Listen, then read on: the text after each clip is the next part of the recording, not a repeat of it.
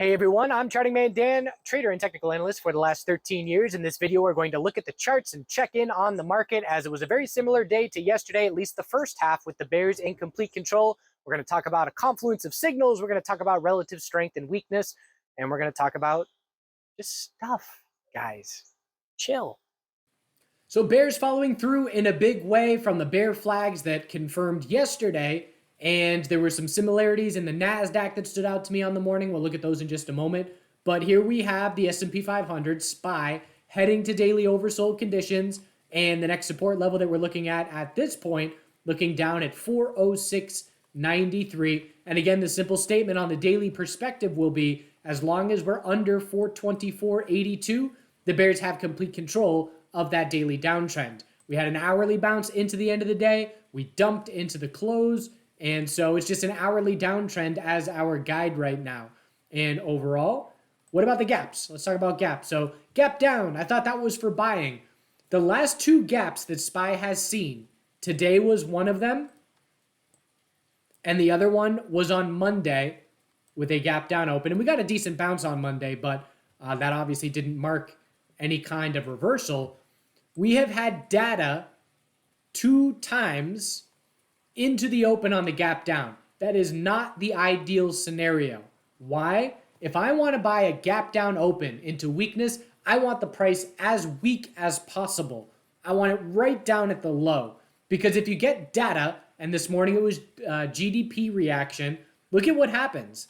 You cool off the RSI, you bounce for an hour or two into the open, and then you're just setting up so that the open is the hourly lower high, whereas as opposed to if you are down at the low of pre-market and you open, then it's the hourly bounce that gives you that bull opportunity on the gap down open, and then you can position from there. But if the hourly bounce is happening in pre-market because of data, you're opening, the bell rings, and that hourly lower high can be set right then and there.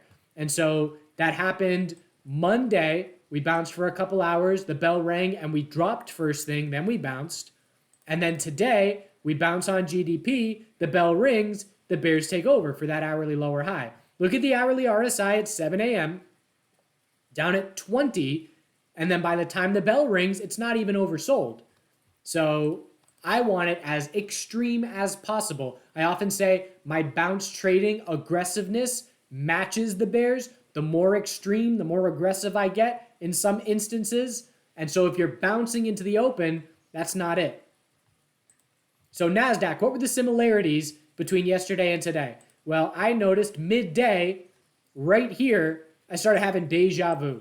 Wait a second, this looks familiar. We hit a low of the day at 10:15, 10:30. Look back here. We hit a low of the day, 10:15, 10:30. We bounce, we reject from 15-minute EMA 12, and then from that point forward, at that point in the morning, it's not a, bears are extremely strong. From that point, bears get extremely strong. So we drop first thing, same point in the day, we get the bounce. We struggle at EMA resistances. We set the lower high, we drop down, bears follow through for hours. The difference was at the end of the day, the bulls attempted to bounce at 130 and just went sideways. And we got a bounce today. It was a pretty nice bounce, but we know that bounce is just looking for an hourly lower high. Anything under the high of the day. Let's talk about confluence of signals. Back burners. First 5-minute overbought conditions when an hourly lower high is most likely. And when you're hitting hourly EMA 12 resistance.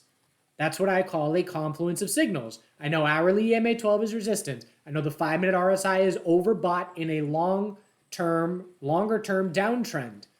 And so QQQ gets to 5-minute RSI overbought, and then that's it. We just waterfall drop from there. And at that point in time, I was looking at NVDA and shorted NVDA on that setup.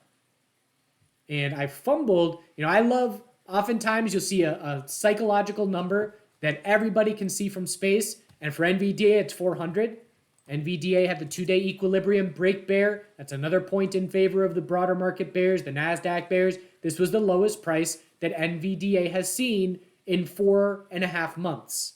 That's a long time. Daily EMA 12 rejection, right off resistance.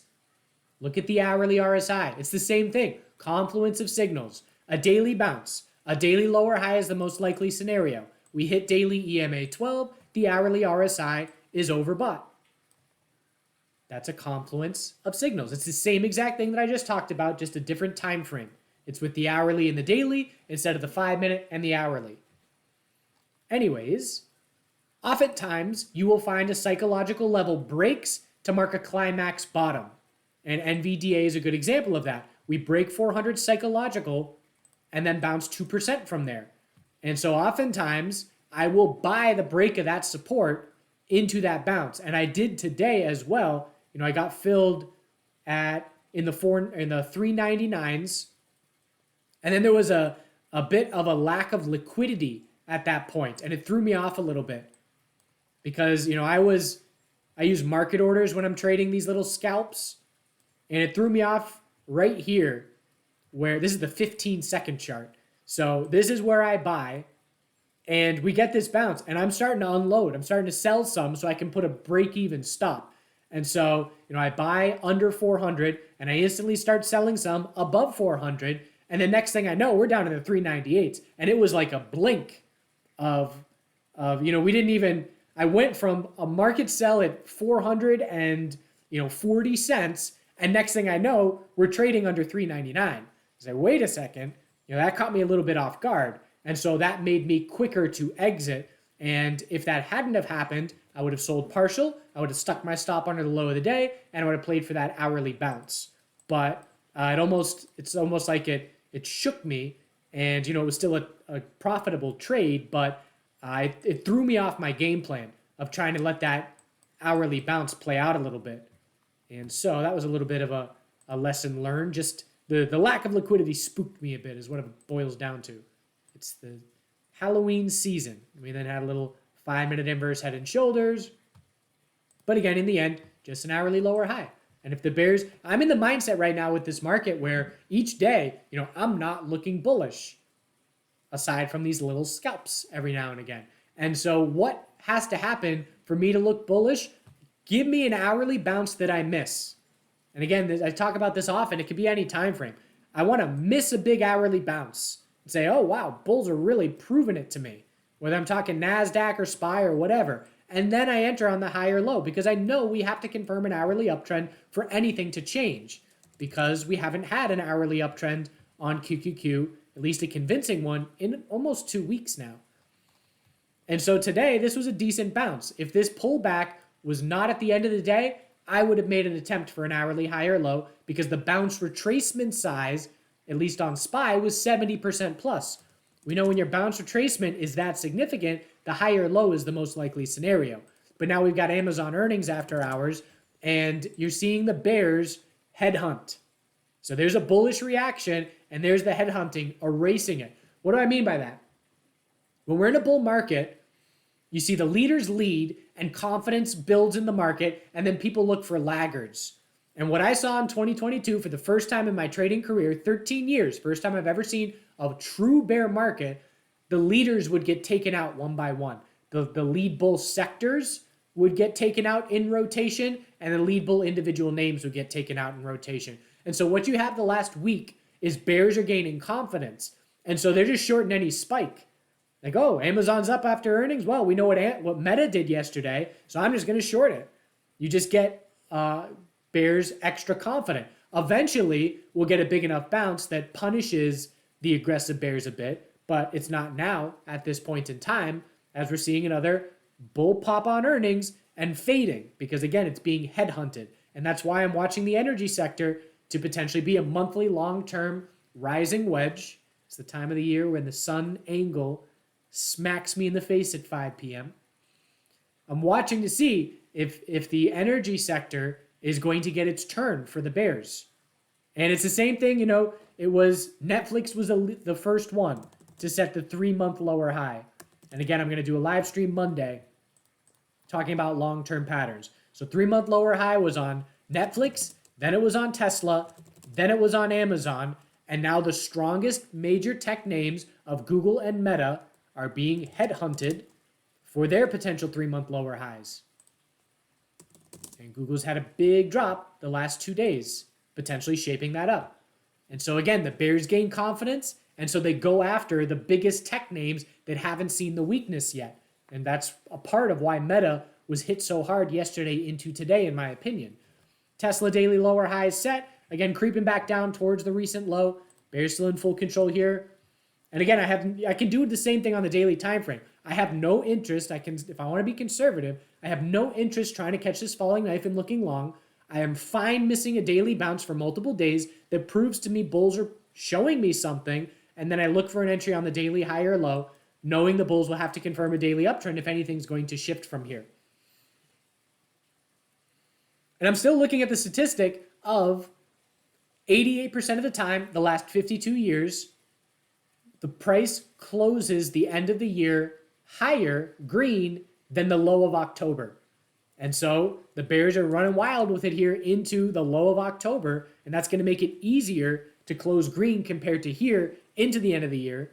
But again, I don't do a whole lot of predicting. I could see a scenario where we set a monthly high or low and get a little bit of a seasonality end of the year bounce, but we got to be cautious because if SPY just forms a monthly lower high on that bounce, then we're setting up the possibility of confirming a monthly downtrend from there. We'll talk about that a lot more in the next month or two. Right now, all I care about is the daily and the hourly chart until something shifts. And then when something shifts, I'll zoom out to the weekly. But for now, it's just the daily and the hourly. Healthcare all bears, daily stair step drop. That means a lower high every single day, 8 days in a row. Imagine you're swing trading bear. Every day, you're just walking your stop down. Put it over the high of the previous day.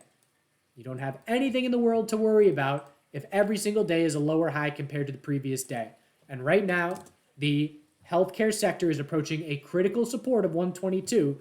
We are 3% above this level, a little bit less, but 3% from a long-term bear break. When's the last time XLV confirmed a 2-month lower high and lower low? Again, it hasn't happened yet, but if that were to happen, when's the last time? Happened here a little, well, no, that's not a good one. Nope, didn't happen there because that wick. It hasn't, it's 2008. That's the last time we had that long-term time frame trigger, and that's, when's the last time we closed under 2-month EMA 12? Well, we're about to do it. In 4 days, it's possible it happens for the first time. I mean, we closed right on it a couple times in 2016. But the first real close under it, again, first time in 2008, since 2008. The financial sector, sideways, 4 days in a row, resistance in the 3230s. The bears are just setting up camp right at that level. We did double bottom, but we held support to the penny. But look at the resistance, 3236, 37, 32, 35. Again, does a bear have anything to worry about if 3237 cannot break? The answer is no. And today it was, usually it's the Nasdaq trying to save the market, the Nasdaq bulls. Today it was the financial sector bulls trying to save the market. Couldn't do it. They rejected from resistance and closed near the low. And if tomorrow, if we break 3197, it's going to be the lowest price in months, and we're going to be approaching monthly equilibrium support, 3012, still a ways above it, but that's a critical long term. I've been watching 3 long-term patterns in these sectors. IWM broke bear, XLV is heading towards support, XLF has more space to work with, but if these patterns break bear, again, the probability of a 2024 3-month tightening range in SPY and QQQ will just continue to increase very significantly as it has been doing over the last week. IWM still all bear, trying to find a base of support, but again, I'm viewing it as anything under 176.42 as a daily lower high. So even when the bounce gets going, we're just going to scout that daily lower high. And IWM is approaching, again, 3-4% away from the lowest level we've seen in years. AI, so relative strength and weakness. I posted a little video on Twitter, but we'll go over it real quick. Relative strength showed up in AI for 2 days. Why? We hit double bottom by 6 pennies. Then big relative weakness yesterday. Why? Well, the market was weak for sure, but AI was weaker. We double topped at resistance by a penny.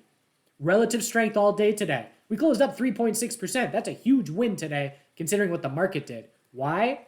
We held the low of yesterday first thing by 2 pennies. This is a perfect example of relative strength and weakness showing up based on rejections from key support and resistance of this individual name. And so I'm watching for this 4-hour inverse head and shoulders. The right shoulder pulled back more than the bulls want to see in terms of the retracement size. But if the broader market could get a bounce going, AI is positioned well to try and get its weekly bounce going. You can see we're trading sideways for 5 weeks here. And again, it's swimming against the current. Right now, AI is swimming against the broader market current. And it's just a question of, does the broader market shift its current to get a daily bounce going to help AI, or does it stay weak and then AI bulls run out of energy swimming against the current and get swept downstream to a lower low? Tomorrow's going to be a big day on AI. MARA, the crypto stocks continue to pull back. Just remember again, Bitcoin is 10% over the July high, and these stocks are nowhere near their July high because of IWM.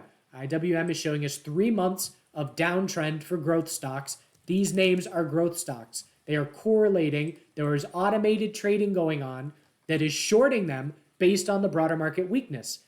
And there's some automated trading that is buying them because Bitcoin is strong, but it's being offset by the automated trading and the real traders that are shorting it because of IWM and growth weakness. And so here is coin testing a level from, we're testing levels from last week. And again, Bitcoin is 10% over levels from last week, 20% from levels back here. And so the bears are confident because they have confidence in the broader market. And so that's the case for MARA, Coin, and Riot. I'm watching for possible daily higher lows, but Bitcoin has not even started daily consolidation, and we're seeing this weakness. The dollar, V-shaped bounce, back to testing the high, trying to confirm the weekly bull flag. So dollar bull still confident. They'll want to confirm a daily uptrend next time we pull back, but bulls don't have anything to worry about on the dollar. Gold, testing resistance, again, holding very well, all things considered. Silver, still trying to hold EMA 12. Gold clearly stronger. But again, these metal bulls would be a lot more confident if there was dollar weakness, and there is not dollar weakness right now. 10-year is close to confirming a daily downtrend. Keeping an eye on that. If we break 480, it'll be the first daily downtrend of a lower high and a lower low that we've seen in a month plus. And I am starting to scout TLT for a long swing trade. I posted my swing trade game plan for TLT in the swing trade channel of our Slack chat room. So check that out if you're interested. We'll see if it shapes up. Just looking for a weekly bounce. But today is the first day that I've had interest in the last bunch of months. Oil, still weak. Daily inside bar. Well, not by 3 pennies, but pretty much. And the energy sector remaining weak as well. Again, still patiently waiting for a daily lower high to look short the energy sector. I do believe a tightening range here is more likely than not. I would like to see oil bounce here to then confirm the daily downtrend. We'll see if that shapes up. I gave up on the CCJ 4-hour rising wedge a day too early. The majority of my mistakes are leaving money on the table versus losing money. And that's by going to a conservative trader mindset after euphoria gains from 2017 to 2021. And so, again, because earnings are looming early next week, I said, meh, bulls held on yesterday well enough where it's not enough time for this trade to develop, and I'm going to take my eye off of it. And then the bell rings today, and we just free fall collapse from the high of the day. In 45 minutes, we dropped 5% almost. But it's going to be earnings that dictate whether the weekly lower high is being set or not. And natural gas, big time follow through for the bulls. Finally opening things up, the inventory report helping that, and a big bounce off weekly EMA 12. And more importantly, creating space when we do top out. If we failed 347, can we form the higher low and reconfirm gaining that daily uptrend? But nice bounce retracement, 50% plus. 4-hour uptrend is our guide for full bull control. We'll look for a 4-hour higher low to be the result of next consolidation. So again, just be skeptical of bulls. When trying to nail the bottom is very difficult. It's not a high probability trade setup. Amazon's back to flat on the earnings reaction. And again, it's just bears are confident. Obviously, you see it on social media, wherever you see it, they have reason to be confident. They have followed through from the weekly lower high. They have confirmed a daily bear flag, and they have full control of the hourly trend. Eventually that will change. We'll look for bounces. In many places, we'll look for daily lower highs to be the result of those bounces. So if you like trading bullish more than bearish, you got to button up here and really be patient. All right, do good things.